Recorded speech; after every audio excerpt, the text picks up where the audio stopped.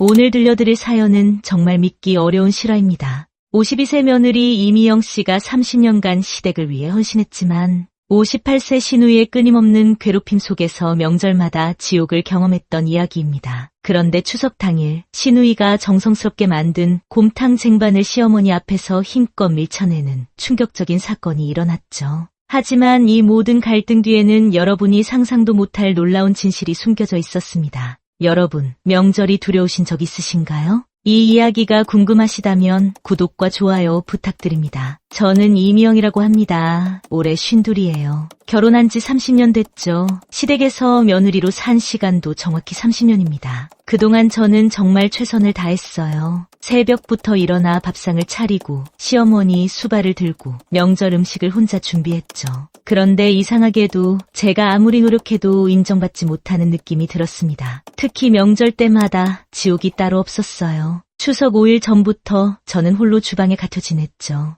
육전, 약밥, 전, 나물, 떡, 수십 가지 음식을 만들어야 했습니다. 새벽 4시에 일어나 밤 11시까지 쉬지 않고 일했어요. 남편 정수는 어땠냐고요? 거실 소파에 앉아서 스포츠 중계나 보고 있었습니다. 가끔 주방을 지나가면서 수고해라는 말 한마디 던지는 게 전부였죠. 저는 그게 당연한 줄만 알았어요. 그런데 정말 힘든 건 따로 있었습니다. 바로 시누이 은주였어요. 은주 씨는 저보다 6살 위입니다. 58이죠. 사회적으로 성공한 분이에요. 대기업 임원을 지냈고 지금은 자기 사업을 하고 계십니다. 늘 명품 옷을 입고 비싼 액세서리를 걸치고 다니세요. 그 모습 자체가 저를 압도했어요. 은주 씨는 명절 때마다 친정집에 오셨습니다. 그런데 오실 때마다 저를 깎아내리는 말씀을 하셨죠. 처음엔 그냥 농담인 줄 알았어요. 하지만 시간이 갈수록 그게 농담이 아니라는 걸 알게 됐습니다. 올케, 이 육전 좀 봐. 크기가 제각각이네. 손이 투박해서 그래? 희나물은 간이 왜 이렇게 싱거워? 우리 엄마 드시기엔 좀 그렇지 않아? 이런 식이었어요. 저는 그때마다 죄송합니다. 다음엔 더 잘하겠습니다. 라고 고개를 숙였죠. 그런데 올해 추석 일주일 전 결정타가 날아왔습니다. 저는 시어머니를 위해 특별히 멜라민 쟁반을 준비했어요. 시어머니가 허리가 안 좋으셔서 무거운 도자기 쟁반을 들기 힘들어 하셨거든요. 그래서 가볍고 실용적인 쟁반을 골랐습니다. 시어머니가 편하시길 바라는 마음뿐이었어요. 그런데 시누이가 그걸 보시더니 얼굴이 확 굳어졌습니다. 올케, 이 싸구려 멜라닌 쟁반 뭐야? 네, 형님. 어머니 허리가 안 좋으셔서 가벼운 걸로 구입했어요. 우리 집 체면이 있지. 은쟁반도 아니고 렐라민이라니. 친척들 오시는데 이런 걸로 상 차리면 부끄럽잖아. 저는 그 말을 듣는 순간 가슴이 철렁했어요. 시어머니를 위한 배려였는데 체면 문제로 치부되다니요. 시누이는 거기서 멈추지 않았습니다. 쟁반 위에 제가 정성껏 담아놓은 육전을 집어들더니 일부러 바닥에 떨어뜨렸어요.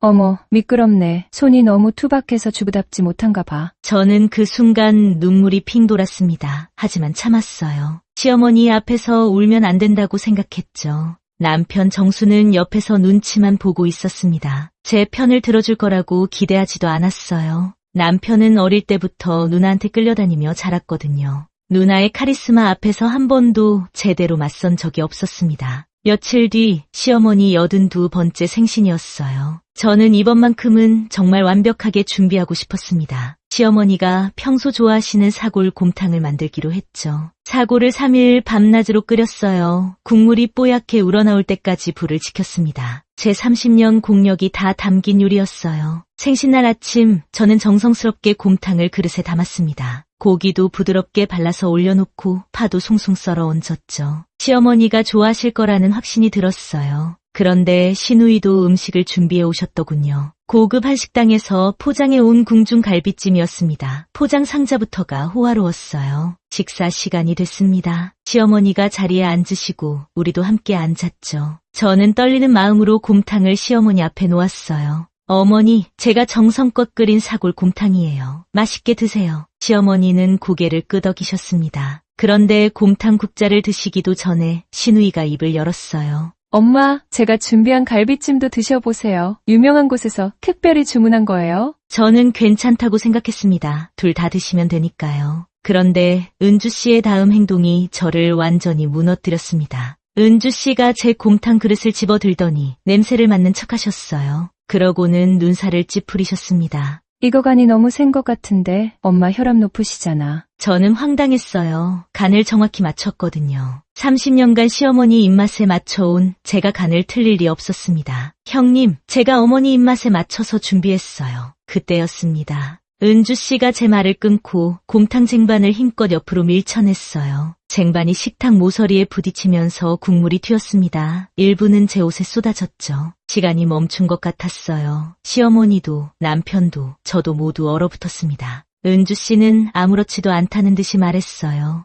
어머, 미안. 손이 미끄러웠나 봐. 그래도 다행이야. 어머니가 짜게 드실 뻔했잖아. 저는 그 순간 뭔가가 뚝 끊어지는 소리를 들었습니다. 30년간 꾹꾹 눌러 참아왔던 감정이 폭발했어요. 저는 자리에서 벌떡 일어났습니다. 손이 떨렸지만 목소리만큼은 또렷했어요.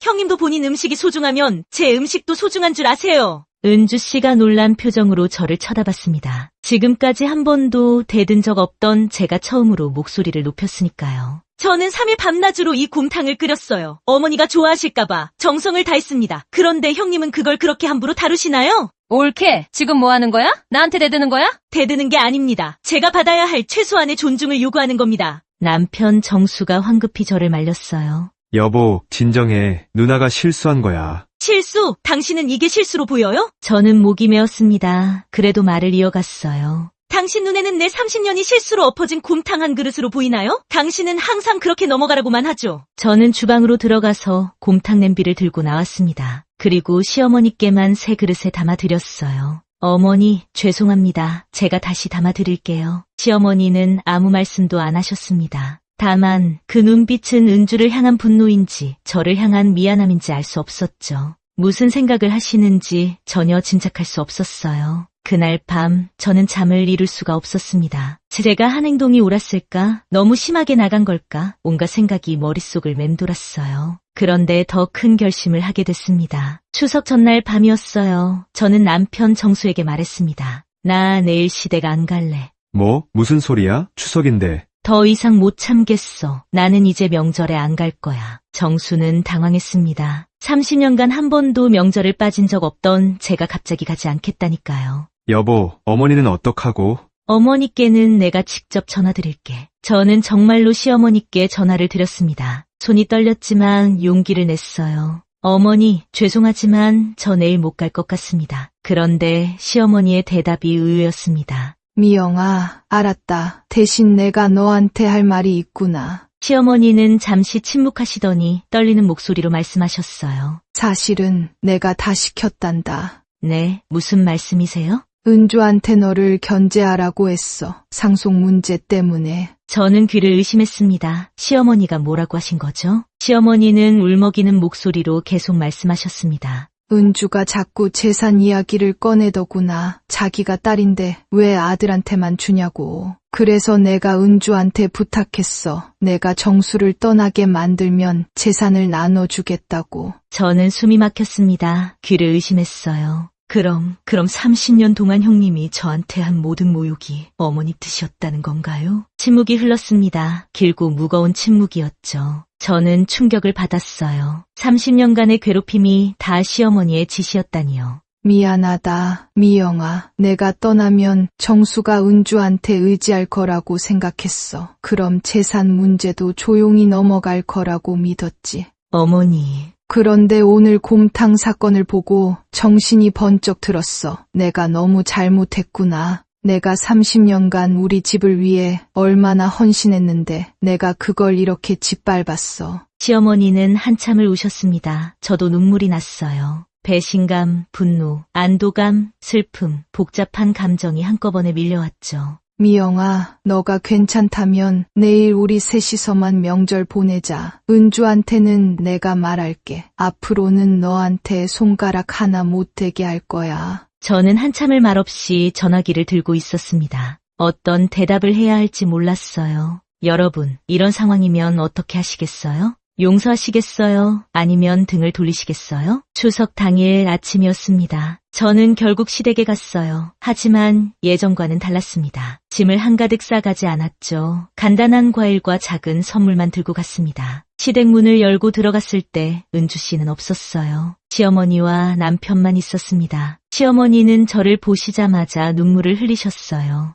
미영아, 정말 미안하다. 시어머니는 제 손을 꼭 잡으셨습니다. 82살 노인의 손이 이렇게 따뜻한지 처음 알았어요. 내가 너무 어리석었어. 재산이 뭐가 중요하니 30년간 우리 가족을 지켜준 내가 제일 소중한 거였는데. 저는 시어머니를 꼭 안아드렸습니다. 원망은 있었지만 용서하기로 했어요. 시어머니도 당신 나름의 고민이 있으셨을 테니까요. 그런데 놀라운 건 남편 정수였습니다. 정수가 처음으로 단호하게 말했어요. 어머니, 저도 잘못했어요. 30년간 아내를 지켜주지 못했어요. 누나한테도 제대로 말 한 번 못하고, 하지만 이제는 달라질 겁니다. 정수는 그날 오후에 은주 씨한테 전화를 했습니다. 저는 옆에서 다 들었어요. 누나, 더 이상 우리 집에 오지 마. 아내한테 한 일 절대 용서 못해. 신우이가 뭐라 대꾸했는지는 몰라요. 하지만 정수는 끝까지 단호했습니다. 저는 그날 작은 밥상을 차렸어요. 화려하지 않았습니다. 곰탕 한 그릇, 나물 몇 가지, 전 몇 개, 그게 전부였죠. 하지만 그 밥상은 제가 30년간 차린 어떤 밥상보다 따뜻했습니다. 시어머니와 남편, 그리고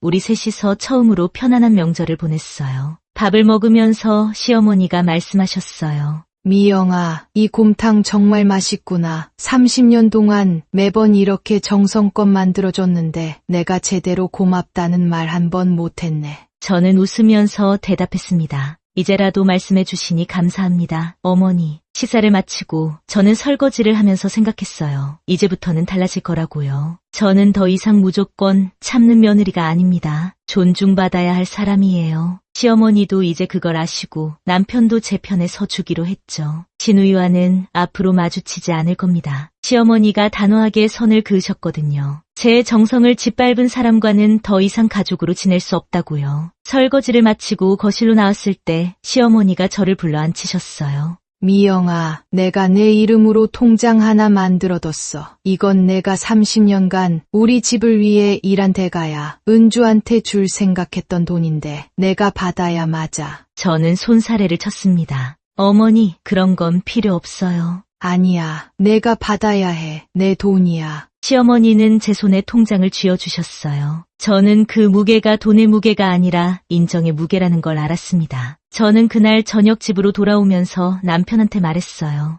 앞으로 명절에는 우리 셋이서만 조용히 지내요. 형님과는 제가 마주치지 않을 거예요. 알았어. 당신이 편한 게 제일 중요해. 저는 창밖을 바라봤습니다. 추석 보름달이 환하게 떠 있었어요. 30년 만에 처음으로 명절이 행복했습니다. 수십가지 음식을 만들지 않아도 누군가의 눈치를 보지 않아도 저는 충분히 좋은 며느리였어요. 여러분, 명절이 두려우신가요? 누군가에게 인정받지 못해 힘드신가요? 저는 이제 알아요. 내가 나를 먼저 존중해야 남도 나를 존중한다는 거려. 곰탕 한 그릇에 담긴 30년의 정성을 함부로 대하는 사람이 있다면 더 이상 그 사람을 위해 밥상을 차릴 필요가 없습니다. 저는 이제 저를 위한 밥상을 차릴 거예요. 뜨겁고 진하게 제 인생을 살아갈 겁니다. 여러분도 용기 내세요. 여러분의 정성은 소중하니까요. 오늘 이야기가 여러분께 작은 위로가 됐으면 좋겠습니다. 여러분은 이런 상황에서 어떻게 하셨을까요? 댓글로 여러분의 경험과 생각을 나눠주세요. 함께 이야기 나누고 싶습니다. 다음 시간에도 통쾌한 사연으로 다시 찾아뵙겠습니다. 이 사연이 재미있으셨다면 구독과 좋아요 부탁드립니다.